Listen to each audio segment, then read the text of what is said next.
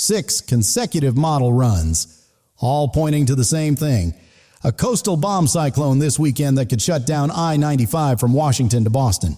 When the European and GFS agree like this for 6 straight runs, meteorologists start canceling their weekend plans. And I'm telling you right now, this one's got my full attention. But that's not even the most urgent story this morning.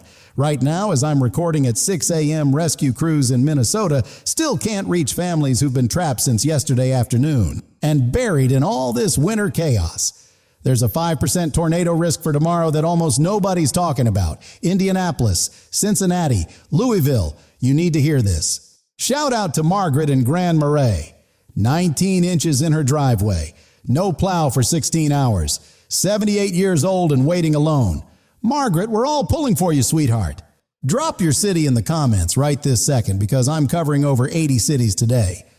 And at the end, I've got 3 bold predictions I want you to screenshot and hold me accountable for tomorrow morning. Now, the 6 a.m. European model just finished running, and it's painting a picture that has the entire weather community absolutely buzzing. So buckle up. We've got a lot to cover. Let me start with what's happening right now in Minnesota, because this is legitimately one of the most impressive blizzards we've seen in the Arrowhead region in the past decade. We're talking 12 to 24 inches already on the ground, with another 4 to 8 inches piling up before this beast finally limps out of here tomorrow morning. That's potentially 3 feet total in some spots. Grand Marais is sitting at 19 inches and still counting. 2 Harbors at 17 Silver Bay, pushing 18 Duluth proper, anywhere from 12 to 20 inches depending on where you are in town. Now here's the part that really keeps me up at night. We've got 8,000 customers sitting in the dark right now, some since yesterday evening. That's over 18 hours without heat in below freezing conditions. I got on the phone last night with a lineman named Tom who's been working storms in Minnesota for 22 years, and he told me straight up, "Brother, this is as nasty as anything I've seen since the Halloween blizzard. We're completely overwhelmed." He said some rural areas along the North Shore might not see power restored for another 48 to 72 hours. And that ain't the company's PR estimate. That's boots on the ground reality. Highway 61 along the North Shore is either closed or severely restricted. We're talking complete whiteout conditions with sustained winds of 40 miles per hour, gusting to 50 visibility near zero in the heaviest bands. If you're anywhere in northern Minnesota right now, I need you to hear this clearly. Do not attempt to travel. I don't care how important you think it is. It can wait. Your life cannot. Big shout out to Dave in 2 Harbors, who commented on yesterday's video saying he checked on 7 elderly neighbors and brought 3 of them to his house for the night. Dave, my friend, you're what community is all about. Quick question for those of you in Minnesota. Are any of y'all still without power right now? Drop your location in the comments. I want to know what you're experiencing on the ground. If you've got elderly parents or grandparents anywhere in northern Minnesota or Wisconsin, stop whatever you're doing right this minute and call them. Don't shoot a text. Actually call and hear their voice. Duluth proper is looking at 37 degrees today with 90% chance of continued snow through midday. Blizzard warnings remain in effect until tomorrow morning. Minneapolis-St. Paul at 51 degrees with that messy rain to snow transition happening right now. 2 to 5 inches of slushy wet mix causing absolute chaos on the roads. Schools closed across multiple districts. St. Paul dealing with the same headaches. Got to watch for black ice on those bridges and overpasses as temps drop tonight. That's where the accidents happen when folks get careless. Fargo at 50 degrees with heavy snow pushing down from the Canadian border. 70% chance of that mix continuing. Bismarck at 44 transitioning over to snow as temps drop through the day. Now, before I get to the rest of the Midwest, there's something critically important I need to talk about that the models are showing for tomorrow, and it's got severe weather written all over it. The Storm Prediction Center has issued a slight risk of severe weather for Thursday across parts of Illinois, Indiana, Kentucky, and Ohio, and folks, they don't do that in mid-February unless they mean business. We're talking about the potential for damaging winds, large hail, and yes, even a few tornadoes possible Thursday afternoon into the early evening hours. There's a 5% tornado probability in place right now for areas including Indianapolis, Cincinnati, Louisville, and Lexington. That's rare for February, and it demands your attention. The timing looks like storms firing up around noon to 1 p.m. in central Illinois, racing through Indianapolis by 4 p.m., reaching Cincinnati and Louisville by 6 p.m., right during rush hour traffic. If you're in any of those cities Thursday afternoon and you hear thunder rumbling, get your tail inside immediately. Do not wait for a tornado warning. These storms could be moving 50 miles per hour and rotating. I want everyone in the Ohio Valley to have their severe weather plan locked and loaded by tomorrow night. Know exactly where you're going when that warning drops. Don't be figuring it out in the moment. February, tornadoes catch folks completely flat-footed because nobody's got severe weather on their radar yet, and that's precisely what makes them so dadgum dangerous. Indianapolis at 60 degrees Thursday with those storms rolling through. Cincinnati at 61, Louisville at 64, Lexington at 65, warm and unstable air setting the stage for trouble. All right. Now let me swing back and talk about the second winter storm that's developing Thursday into Friday, because this one's taking a more southern track that could surprise some folks. We're talking accumulating snow for areas that don't usually see much this time of year. Kansas, Missouri, southern Illinois, even parts of northern Kentucky could get in on the action. The GFS is showing a band of 3 to 6 inches developing from Wichita through Kansas City into St. Louis Friday morning, with the heaviest totals on the northern edge of the storm track. Kansas City at 71 degrees today, enjoying the last gasp of this warmth. But by Friday morning, you could be waking up to 4 inches of snow on the ground. That's the kind of whiplash we're dealing with. Wichita at 77 with gusty winds, looking at 1 to 3 inches Friday. St. Louis at 68 today, but potentially 2 to 4 inches by Friday afternoon. Keep watching this one closely. Omaha at 74 degrees, enjoying record-like warmth today. But 1 to 3 inches of snow possible Friday as that system tracks through. Lincoln at 72 with similar numbers. Des Moines at 67 with gusty winds today. Could see a couple inches of that wet, heavy snow Friday morning, the kind that snaps tree branches and takes down power lines. Now check this out. Here's where the contrast gets absolutely insane. While Minnesota is buried under 3 feet, let me tell you what's happening down south. Dallas-Fort Worth at 79 degrees with nothing but sunshine. Houston at 80, San Antonio taking the crown again at 83, Austin at 82. Y'all are literally grilling in shorts while folks up north are fighting for survival. My buddy down in San Antonio sent me a video yesterday of his grandkids running through the sprinklers. Sprinklers in mid-February. Meanwhile, Margaret in Grand Marais can't even see her mailbox. Oklahoma City at 79, Tulsa at 77, Little Rock at 69, El Paso at 72. The entire southern tier from West Texas through Arkansas is cruising 15 to 20 degrees above normal. But here's the thing, Texas. Don't you dare pack away those winter coats just yet, because that Arctic blast I'm about to tell you about is heading straight for you Sunday into Monday. We're talking about temperatures potentially crashing 35 to 45 degrees from where they're sitting now. That's going from 83 and sunny to upper 30s and bitter in roughly 48 hours.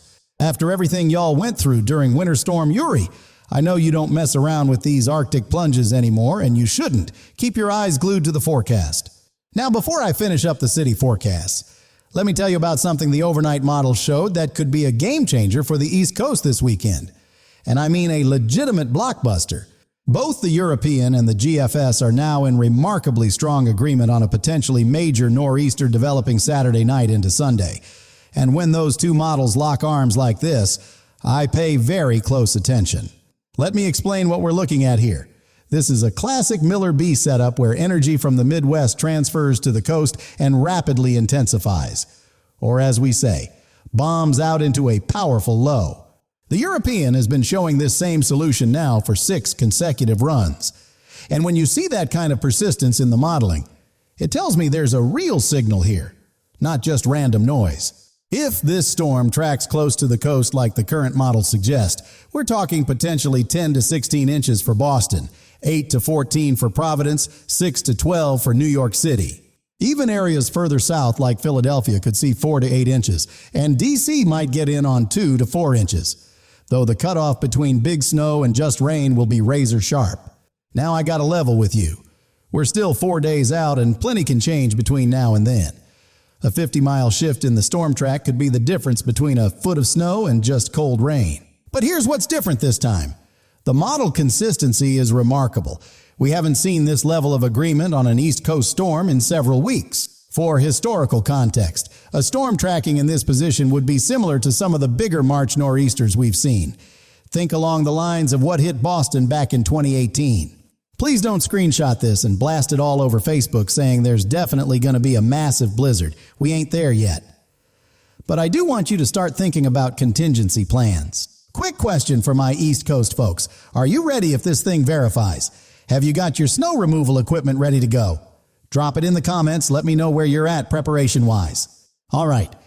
Let me run through the Northeast current conditions because today's actually pretty quiet before the potential chaos this weekend. New York City at 51 degrees, mostly cloudy with just a trace of rain possible. Nothing to worry about today. Perfect time to make sure those snow shovels are accessible. Boston at 41 with 50% chance of light snow showers. Maybe a quick coating on the grass, but nothing accumulating. Save your energy for what might be coming this weekend. Philadelphia at 55. Baltimore at 58. Washington, D.C. at 59.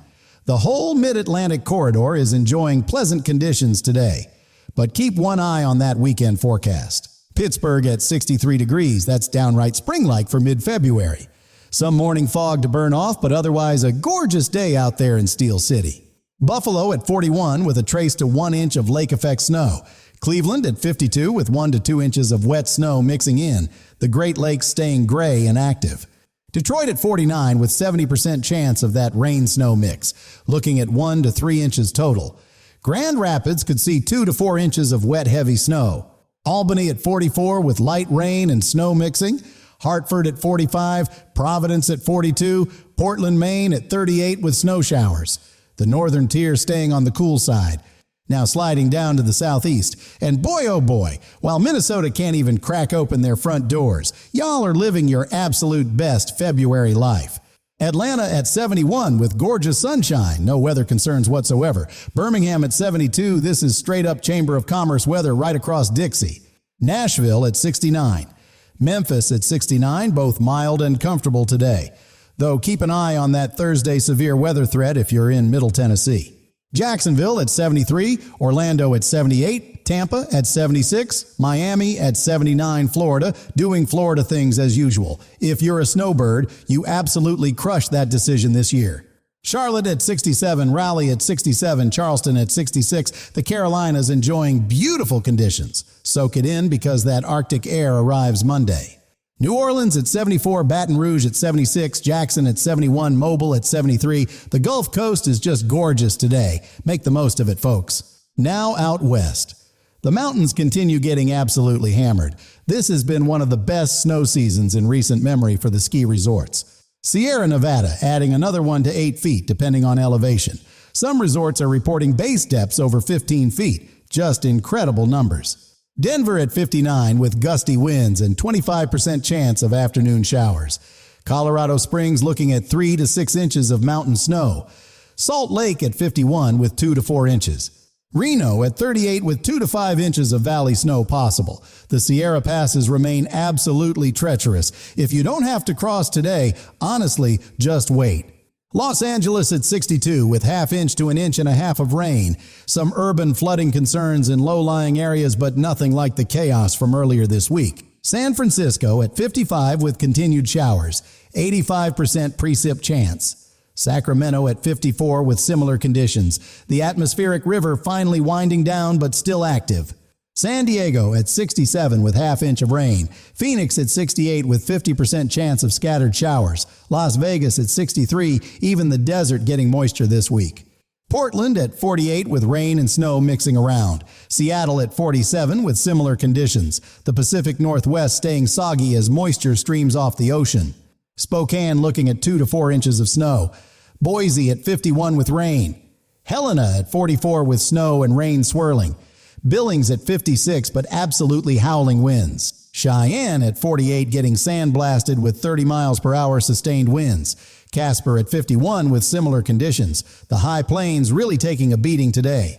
Quick shout out to Alaska. Anchorage at 21 with 2 to 4 inches of snow. Fairbanks at 11, Juneau at 22. Cold but typical February fare for you tough cookies. Chicago at 61 degrees enjoying record-like warmth today. But here's the catch. All this warm, moist air surging north is exactly what's fueling tomorrow's severe weather threat to your southeast. Milwaukee at 45 with 55% rain chance. That 1 to 2 inches of wet snow mixing in could make for a messy afternoon commute. Watch those temps dropping toward evening. Columbus at 59 with 25% chance of showers. Indianapolis again at 60, setting up for tomorrow's storms. Cincinnati at 61, keep those weather radios charged for Thursday. All right, let me break down the timeline for the next 5 days because there's a whole lot happening, and I want you to know exactly when to expect what. Today through tonight. The Minnesota blizzard continues but starts winding down overnight. Power crews grinding around the clock. Some folks still waiting another 24 to 48 hours for restoration. Thursday is severe weather day for the Ohio Valley. Storms firing up around noon in Illinois, pushing through Indy by 4 p.m., reaching Cincinnati by 6, damaging winds and isolated tornadoes possible. Thursday night into Friday. That second winter storm develops across the Central Plains, accumulating snow from Kansas through Missouri through Illinois. Messy travel for the morning commute. Friday into Saturday. The pattern sets up for the potential nor'easter. Moisture increasing across the southeast, cold air damming along the east coast. Stage is being set. Saturday night into Sunday. If the models verify, that coastal low rapidly intensifies and heavy snow breaks out from the mid-Atlantic through New England. This is the main event we're watching. Sunday into Monday. Arctic air comes screaming in behind the coastal storm. Temperatures crashing 30 to 40 degrees. Potential flash freeze across areas with standing water or wet roads. Monday into Tuesday. The coldest air of the pattern settles in. Lows dropping into the 20s and 30s as far south as Georgia and Alabama. Protect any sensitive vegetation. All right, here are my 3 predictions for the next 72 hours, and I'm swinging for the fences on these. Screenshot this right now and hold me accountable tomorrow. Prediction number 1.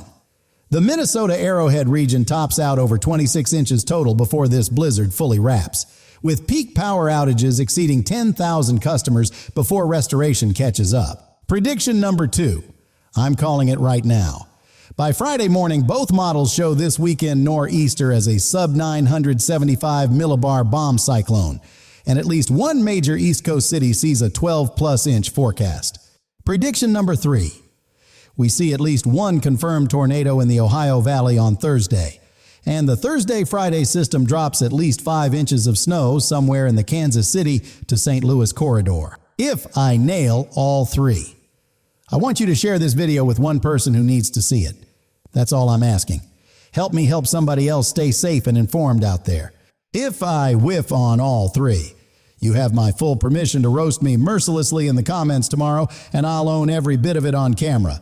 That's the deal around here. Now, let me talk safety because with everything unfolding this week, there's too much potential for tragedy if folks aren't prepared, and I flat out refuse to sugarcoat any of this. For Minnesota folks still sitting in the dark without power, remember this above all else. Generators go outside, at least 20 feet from any window or door. No exceptions. 2 winters ago, a father in Wisconsin named Kevin ran a generator in his attached garage during a blizzard because his 2 little kids were shivering and he was desperate to get them warm. By 6 a.m. the next morning, Kevin was gone. His 9-year-old daughter spent 3 weeks in the hospital, and his wife had to explain to those babies why daddy wasn't coming home. That family will never, ever be the same. And it happened because of one desperate decision made at 2 a.m. when the house hit 38 degrees. Desperation leads to tragedy. If your house is getting dangerously cold and you don't have a safe way to heat it, swallow your pride and get to a warming shelter. They're open for exactly this reason.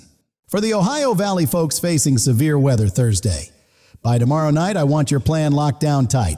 Every person in your household should know exactly where they're headed when a warning drops. Interior room, lowest floor, away from all windows. Get under something sturdy if possible. Have multiple ways to get warnings. Phone alerts, weather radio, local TV. Don't rely on just one. For the East Coast folks watching that weekend nor'easter, I'm not saying panic buy, but maybe top off the gas tank Friday. Make sure you got batteries and know where your snow shovel is. And for everyone with elderly parents or grandparents in any of these affected areas, please pick up the phone today, not tomorrow. Today, make sure they have what they need. 4 things I'm watching most closely over the next 72 hours. These are what I need you keeping on your radar too. Number 1, Minnesota power restoration with 8,000 customers still in the dark and some rural areas potentially waiting another 48 hours. Number 2, Thursday's severe weather outbreak across the Ohio Valley. Tornadoes in February demand our respect and full attention. Number 3, that potential blockbuster nor'easter for the weekend. Models continue to show impressive consistency, and we should have much better clarity by Friday. Number 4, the Arctic blast arriving Sunday into Monday. Temps crashing 30 to 40 degrees in 24 hours. Potential flash freeze behind the coastal storm. Now I want to hear from you folks. Drop your city in the comments and tell me what you're seeing out your window right this second. Are conditions matching what I'm telling you? Are any of y'all in Minnesota still dealing with power outages? Give me a shout. And those of you in the nor'easter zone, are you ready if this thing verifies this weekend? What region do you want me to dive deeper on tomorrow? More detail on that East Coast storm, full breakdown of Thursday's severe setup, or the Arctic blast impacts? Let me know. If you've got family anywhere in the affected areas, share this video with them right now. Don't just assume they're watching the news. That share button might keep somebody safe. I'll be up until at least 1 a.m. watching the overnight model runs. And if anything shifts significantly on that weekend storm, I'll have a fresh update by 5:30 a.m. before your commute. If this video helped you understand what's heading your way, smash that like button. Subscribe if you haven't. With this pattern, there's going to be major weather almost every single day this week. Remember those numbers I hit you with at the top. 3 feet of snow, 8,000 without power, 5% tornado risk Thursday, and a potential blockbuster nor'easter brewing for the weekend. That's why I'm here every single morning at 6 a.m., because weather doesn't punch a clock and neither do I. When conditions turn dangerous, you deserve to know about it first. Somewhere in rural Minnesota right now, there's a grandmother named Margaret sitting alone with 19 inches of snow blocking her driveway, wondering when help is going to arrive. That's somebody's mother, somebody's grandmother, somebody's whole world. And tonight she's hoping and praying that someone out there remembers she exists. Be the person who makes that phone call. Be the neighbor who knocks on that door with an extra blanket. Be the reason somebody makes it through this storm safe and sound. That's what community really means. That's what we do here. And that's why I'll keep showing up every single day to keep you informed and prepared. Stay safe out there today, folks. Check on your neighbors, especially the older ones. Bring your pets inside where it's warm.